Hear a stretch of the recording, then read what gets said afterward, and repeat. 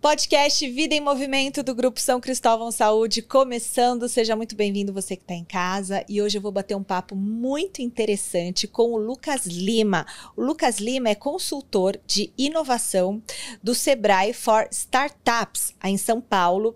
E ele também, a atuação dele, ela tem sido fundamental para o desenvolvimento do ecossistema de startups, deep techs, que ele vai explicar o que é direitinho, conectando investidores, empreendedores, mentores. O Lucas tem várias faculdades e uma super história para dividir com a gente. Seja bem-vindo ao podcast, Lucas. Obrigado. Puxa, eu primeiro queria saber o seguinte. Você é carioca? Graças a Deus. Gente, ele só tem 30 anos de idade e ele já fez tanta coisa. Você já fez várias faculdades. Conta um pouquinho da sua origem, da sua família lá no Rio de Janeiro. De onde saiu o Lucas? Então, minha origem. Eu sou nascido e criado numa favela do Rio chamada Complexo do Alemão. Muitos de vocês conhecem, principalmente pelas partes de jornais. Mas eu sou nascido e criado lá. Minha vida inteira eu tive o privilégio de estudar em escolas particulares através de um conceito que o meu avô tinha, que só a educação era a chave de crescimento profissional. Então, a minha vida inteira eu ganhei bolsa de estudos, ou meu avô se matava de pagar, e aí a gente conseguia lá dar o nosso jeito. Então, começando com a minha formação profissional, aos meus 17 anos eu ganhei uma bolsa de estudos antes de terminar a faculdade. Então, eu fiz o Enem por brincadeira. E aí eu ganhei uma bolsa de estudos através de um projeto do Rotary, que era o Olimpíada do Saber. Eles pegavam jovens de escolas privadas de classe C e D, aquela escola baratinha, mensalidade de 200, 300 reais, e botava eles para fazer uma prova de conhecimentos gerais e atividades sociais. E aí eu fiquei em terceiro lugar nessa prova, eu podia escolher qualquer curso da faculdade que eu estudei, que foi a Uniswan. Na minha vida eu queria ser professor, sempre gostei de lecionar. E eu falei pro meu pai, vou ser professor de história, tu não precisa pagar a faculdade a partir de agora porque eu ganhei a bolsa. Ele, quer morar nessa casa? E aí ele, vai ser engenheiro. Vou deixar ser bonzinho, tu escolhe a engenharia que você vai fazer. Então me formei em engenharia mecânica. Nossa, faculdade difícil, hein? Unidos do CREA. Nossa. E me formei em engenharia mecânica, e aí eu comecei a ter esse gosto por estudar.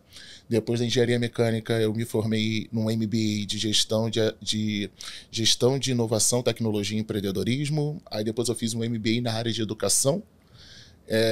Aí ano passado eu fiz uma dupla pós-graduação, então eu me formei em gestão estratégica de administração de políticas públicas e me formei também em design thinking e gestão de pessoas. Então esse é um pouquinho da minha trajetória profissional. Mas eu também tenho um passado empreendedor. Eu empreendo desde 2018 na área de impressão 3D. E uma startup que eu fundei em 2018/2019, que foi a Enfio, que foi meu projeto de startup, primeira startup, e está sendo a primeira até hoje, mas foi um projeto de fazer uma fábrica escola de impressoras 3D dentro de uma favela no Rio de Janeiro. E aí que vem o conceito de tecnologia 100% made in favela. E aí com esse projeto eu ganhei N prêmios, que a gente pode falar no decorrer da nossa conversa, consegui N oportunidades, mas eu também tenho essa carreira empreendedora. E aí tem a parte que você tocou, que é Deep Tech. Do Sebrae, dessa parte do Sebrae. Hoje, além da minha startup, eu atuo em outras áreas, mas eu atuo hoje dentro do Sebrae for Startups como um consultor de inovação. Minha função lá dentro é ajudar a impulsionar e desenvolver o ecossistema de startups Deep Techs do estado de São Paulo. O que é Deep Tech? É de tecnologia? Quase lá. Um pouco mais profundo. Deep, profundo. Tech... Não, você entendeu? Brincadeiras à parte. Mas Deep Tech são startups de base tecnológica, científica e acadêmica. Então são aquelas startups que nascem da bancada de uma faculdade e se transformam no negócio. A grande maioria só vai ter retorno financeiro em 5, 10 anos. Então, Deep Tech são aquelas startups de biotecnologia, inteligência artificial, novos materiais, startups que desenvolvem hardware. Tudo que tem a ver com tecnologia de uma forma mais profunda é considerado uma Deep Tech. Hoje o Sebrae for Startups no estado de São Paulo, ele tem uma área específica para startups, mas dentro dessa área tem uma área específica para startups Deep Techs. Desde o dia 0 da Deep Tech, que tem uma pesquisa e posso transformá-la num negócio, até a questão de desenvolvimento dessa startup com programas de aceleração focados em aceleração de gestão de negócios estratégicos, mas também na parte de aceleração de IA e biotecnologia. que é as duas áreas que eu atuo dentro do Sebrae com programas de aceleração. E aí, além disso, a gente também trabalha com fomento. Hoje a gente tem um convênio com a FAPESP de quase 200 milhões de reais só para fomentar pesquisa e desenvolvimento de tecnologia no estado de São Paulo. E sem isso nada se forma, porque precisa desse investimento. Sem dinheiro não se faz tecnologia. É isso. E qual a maior dificuldade que você vê nessa área, o maior desafio que você vê nessa área de startups que você trabalha? Vamos lá, puxando minha sardinha para a área de Deep Techs, a dificuldade ela vai muito além do que é ter uma ideia genial. Quando a gente fala de startups científicas, a gente tem que primeiro voltar para dentro da faculdade. O ensino de empreendedorismo dentro da faculdade é algo que não era disseminado há uns 20, 30 anos atrás. Muitos projetos que são geniais ainda estão dentro da gaveta de um pesquisador. Então não teve aquela questão da mão amiga do empreendedorismo passando dentro da universidade. Atualmente a gente está conseguindo combater essa barreira e muitos empreendedores estão nascendo dentro das faculdades, que é algo que é muito disseminado nas universidades norte-americanas, a gente está agora conseguindo propagar aqui no Brasil. Essa é a primeira barreira, porque é a barreira dentro da instituição de ensino superior. A segunda barreira sempre vai ser dinheiro para a área de ciência e tecnologia. E aí, o que acontece? Existe dinheiro hoje para isso. Hoje, o convênio do Sebrae com a FAPESP é algo de 200 milhões de reais. Só que a FAPESP no estado de São Paulo, ela tem direito a 1% do arrecadado do ISS do estado de São Paulo. É muito dinheiro. A gente está falando de valores que chegam até 1 bilhão de reais. Então tem dinheiro para a área de ciência e tecnologia, o problema é que a informação não chega até o pesquisador ou o empreendedor. Então a segunda barreira que a gente enfrenta hoje para a área de startups é a informação de onde está o recurso financeiro. E a terceira barreira, na minha visão intrínseca, como empreendedor e como também consultor, é também algo que a gente conversa muito nas mesas da inovação, que é a questão da divulgação que a startup ainda é vendida como um ambiente de sucesso imediato, onde que ideias simples podem se transformar em negócios milionários. Só que não é bem assim. Há uma construção, um planejamento de negócios, um entendimento do fluxo financeiro, de mercado, e também econômico e também político. Então, essas são as três principais barreiras que eu vejo dentro do ecossistema de startups e na formação de novas startups também. A gente está falando aqui muito de startup, a gente está na internet, então todo mundo do Brasil pode nos assistir, nos acessar, do Brasil e do mundo, né? E tem aquela pessoa que não sabe o que é startup. Você pode explicar, Lucas? Existem dois conceitos. Existe o conceito mais antigo, para quem vive do ecossistema de startups. Startup é todo um negócio que ele é enxuto, ele trabalha com poucas pessoas, com pouco recurso você ganha muito retorno financeiro e que tem a produção rápida e escala imediata. Então isso é uma startup. Escala, gestão enxuta e bastante recurso de lucro. Então, isso é considerado startup. E está ligado à tecnologia no celular e tudo aquilo, sempre, né? E aí tem a questão agora política, que é desde da aprovação do Marco Legal de Startups de 2020/19, que startup é toda empresa no Brasil de base tecnológica ou que utilize tecnologia, que tenha menos de 10 anos de formalização e que tem um faturamento abaixo de 16 milhões de reais. Tá. Então, existe o conceito político de startup, existe o conceito mais calminho, que todo mundo entende o que é uma startup. O que é startup. E essa dedicação, né? Você começou, como que você teve a ideia da sua startup? Que inclusive te levou a ganhar prêmios, a gente vai falar disso. Primeiro eu queria saber como que surgiu a ideia da sua startup. A ideia da minha startup foi algo muito louco, né? Eu fiz faculdade lá no Rio de Janeiro. E para todo mundo aqui que já fez faculdade sabe que para se formar tem que ter o estágio. Só que eu me formei num ano que era muito ruim para o estado do Rio de Janeiro, que foi no ano da Lava Jato. Então todas as empresas de engenharia que existiam no Rio faliram ou saíram da cidade. Então tu não arrumava estágio em lugar nenhum. E aí eu enfrentava uma outra barreira, que era a barreira do preconceito do mercado de trabalho. Por eu viver e morar dentro de uma favela, a grande maioria das pessoas, quando eu chegava na entrevista, falava: pô, tu tem capacidade de estar aqui todo dia às 7 horas da manhã? Aí eu falei: se eu estou concorrendo à vaga, eu tenho. E aí as pessoas: nossa, você tem inglês? Eu tenho. Ah, tem espanhol? Tenho. Mas se você quiser também, eu entendo o básico de francês e também entendo o básico de italiano. E se tu quiser, eu arranho alguns manuais em japonês. Aí o pessoal: nossa, mas aonde tu mora? Aonde tu estuda? E eu enfrentei essa barreira. E na faculdade, para evitar que eu não me formasse, na época, o coordenador, que era o Carlos Henrique, ele falou, Lucas, faz o seguinte, entra aqui como um bolsista voluntário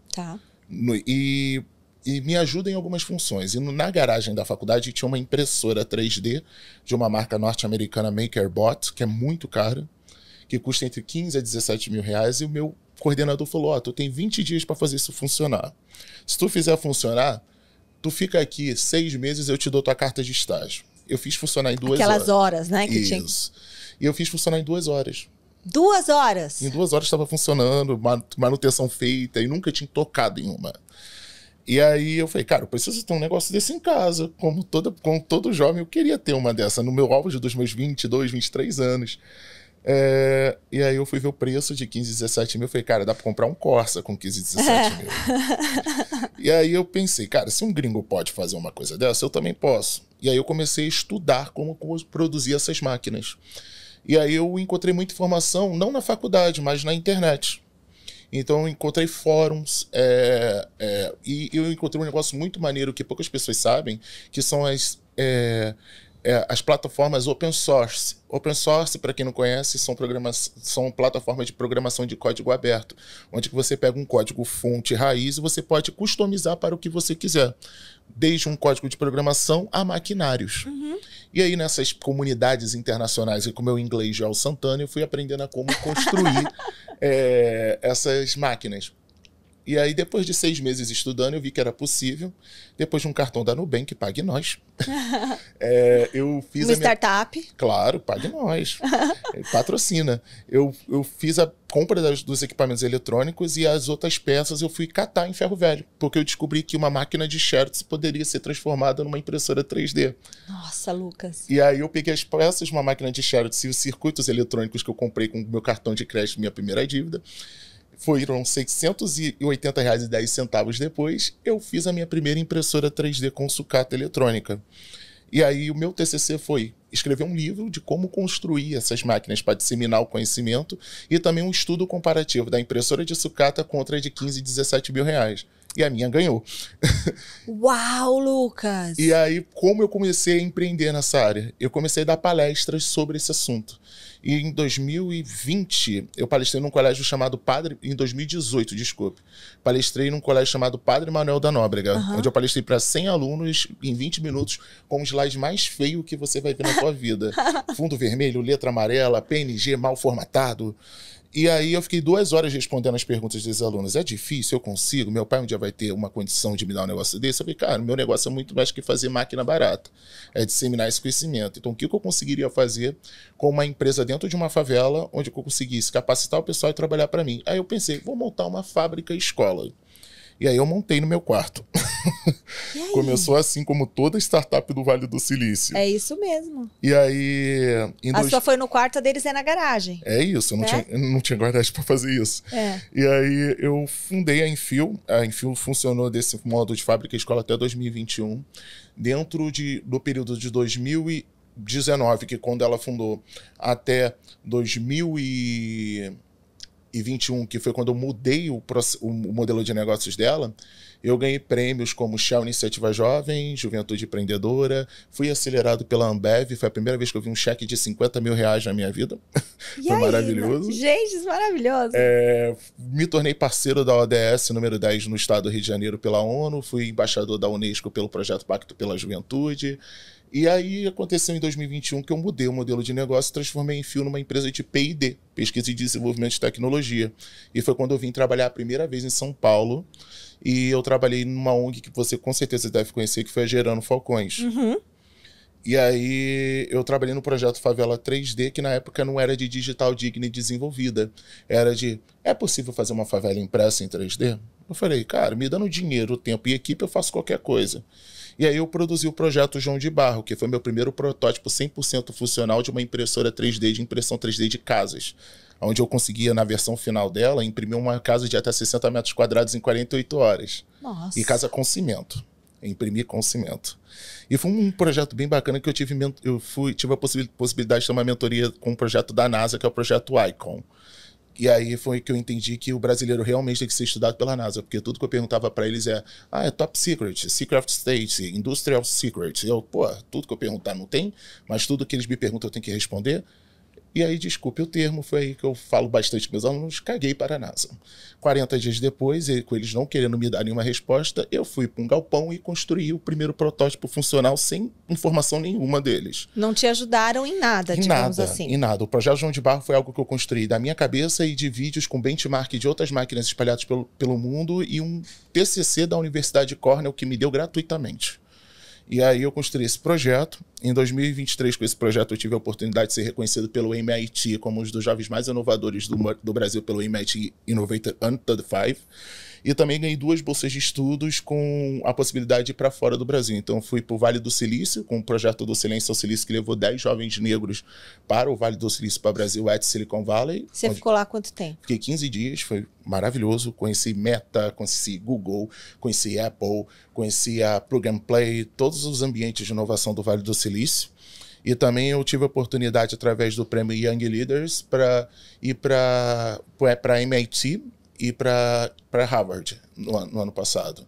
Então, eu tive a possibilidade de ter 2 aulas experimentais no MIT e em Harvard sobre o futuro do trabalho. Então, foi incrível a imersão. Desejo ir de novo, com certeza. E teve a questão em 2021 que eu fui reconhecido pela Baygood. É isso que eu quero saber, que é essa empresa, né, a Fundação de Caridade da Beyoncé. Isso. Como que foi isso e como que impactou na sua vida esse reconhecimento também? Nossa, a Baygood eu falo que foi um dos maiores reconhecimentos da minha vida, porque foi reconhecido no ano que somente 2 brasileiros foram reconhecidos, eu e Elza Soares. Nossa. Então eu considero o maior patamar da minha carreira. Mas a Baygood foi o seguinte, a Ivy McGregor, que é a presidente da fundação, veio ao Brasil para conhecer o Brasil e entender como a Baygood poderia fazer iniciativas aqui no Brasil e apoiar empreendedores no Brasil. Porque a Baygood tem um programa chamado Black Parity, onde eles incentivam o empreendedorismo negro mundial e onde eles também trazem relevância a esses negócios e também dão bolsas. E aí ela veio para o Brasil e, na época, quem estava ajudando ela aqui no Brasil era uma sócia minha, que é a Priscila Cadete. Vocês têm que conhecer, uma mulher incrível, ex-cantora de ópera, maravilhosa, hoje é uma gestora cultural incrível. E aí ela falou, Lucas, eu preciso que ela conheça o Edu Lira, mas o Edu Lira não tinha agenda, então é você. Vai lá, leva uma impressora, apresenta a sua empresa a ela, conversa com ela.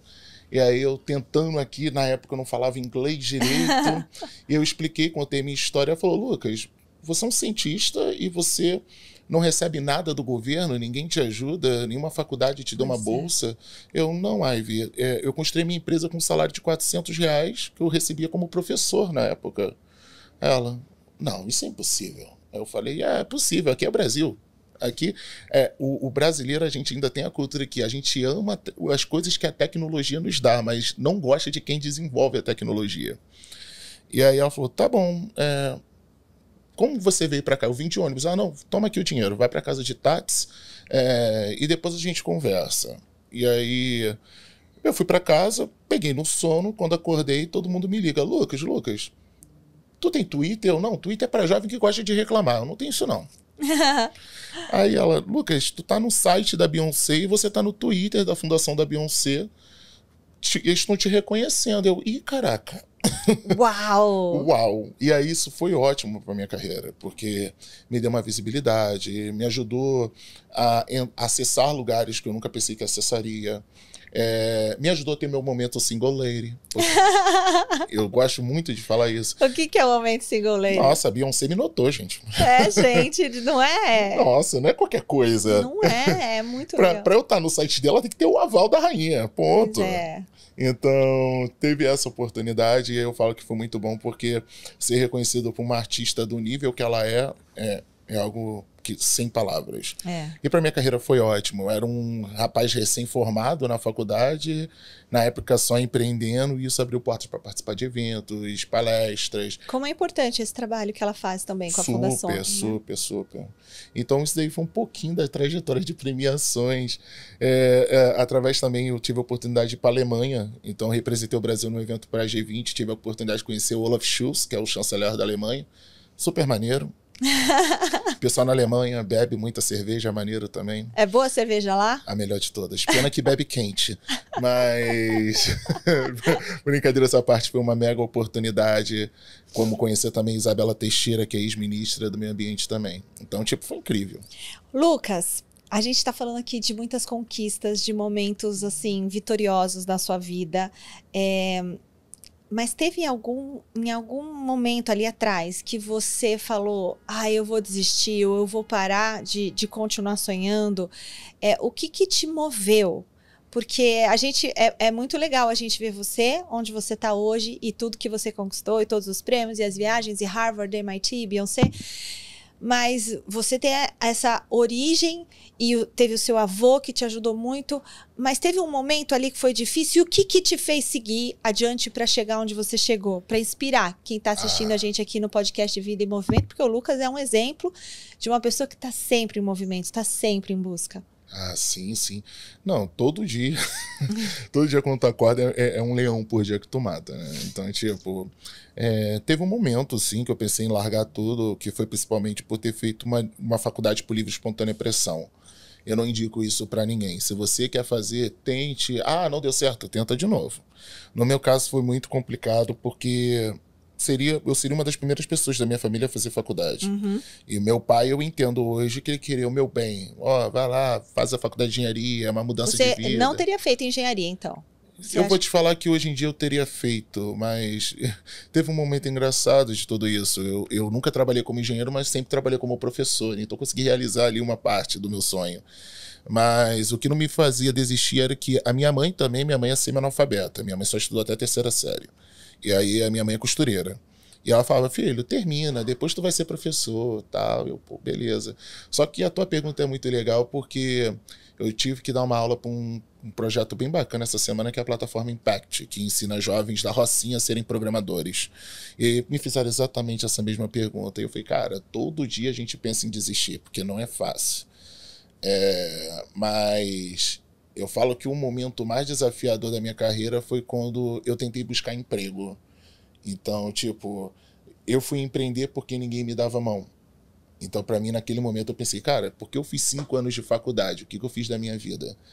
E aí todo mundo fala, não, Lucas, vai dar certo o momento. E aí eu falo, cara, foi bom não ter desistido nesse momento. O que me motivou ainda mais foi que eu tinha a presença da minha família, que está sempre ali, que está também a minha avó me motivando todo dia. Tá também o meu pai hoje conversando comigo, que é um super amigo. Então, tipo, eu acho que não desistir da carreira de cientista e não desistir da carreira de terminar a engenharia foi o maior desafio, mas o que me manteve no caminho 100% foi o laço familiar. Você é filho único? Não, eu sou o mais velho de 5 irmãos. Eu tenho 2 irmãos por parte de pai e 2 irmãos por parte de mãe. Legal. E que conselho você daria para as próximas gerações de empreendedores que estão vindo aí, que também vêm da periferia? O que você gostaria de falar para eles?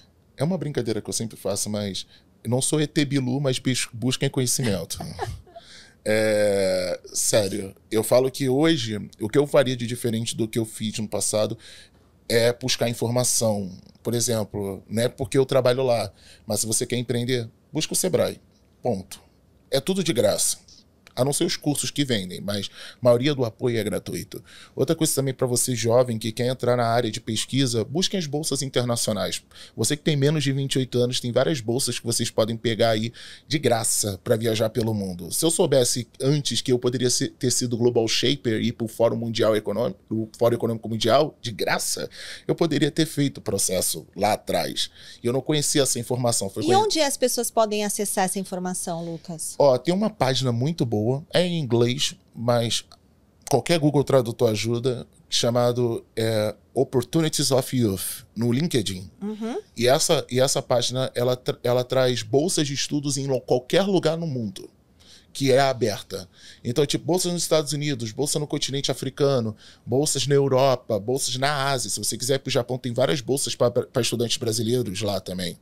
Então, primeiramente, eu falo para procurar nesses lugares. Uhum. E também procurar também o site dos consulados. Não, é porque as pessoas não sabem onde essas informações estão. É isso. E aí o site dos consulados tem lá a seção de bolsas de estudos. Muito que legal. é a questão de leadership, de fellowship, e aí você pode procurar essas informações lá. Muito bom. O que você ainda quer conquistar, Lucas? Muito bom.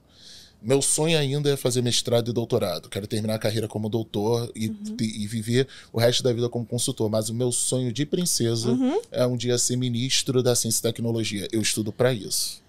Puxa, e como seria importante ter um ministro como você, que tem essa visão, que tem a sua origem, que sabe as dores e as delícias ali, todo o percurso, né, que você tem, que você viveu. Você vai conseguir. Você é muito determinado e com 30 anos já fez tanta coisa. Agora, o seu avô tá vivo? Infelizmente não. Meu avô faleceu quando eu tinha 15 anos. Como ele chamava? Seu Israel. Israel José Lima. Seu Israel, ele te ajudou muito, né? Super. A minha história, uma parte da minha história de vida que poucas pessoas sabem que meu avô me adotou. Então, quando eu tinha 7 anos, meu avô me adotou porque eu morava no complexo numa situação que eu tinha um tio que era do crime, e aí meu avô não queria que eu vivesse aquela realidade e me levou para casa dele e me criou como filho. Então, tipo, aos 10 anos eu já desmontava motor de carro vendo meu avô ali. Então, tipo, ele foi a minha referência como um homem e também como futuro pai e também como futuro avô. Então, meu avô me ensinou bastante coisa. E meu avô botava a gente, tipo, na rua você não vai encontrar nada de bom. Aí botava, vai fazer tabuada, vai ler um livro. Então, ele foi minha referência. Seu Israel. Isso. Foi um cara sensacional. O que você diria pro seu Israel? Ele tá te assistindo, o que você fala? Olha, eu ia falar que, tipo, realmente estuda que dá certo. Porque é a palavra que ele sempre falava, ó, estuda que com estudo você vai longe.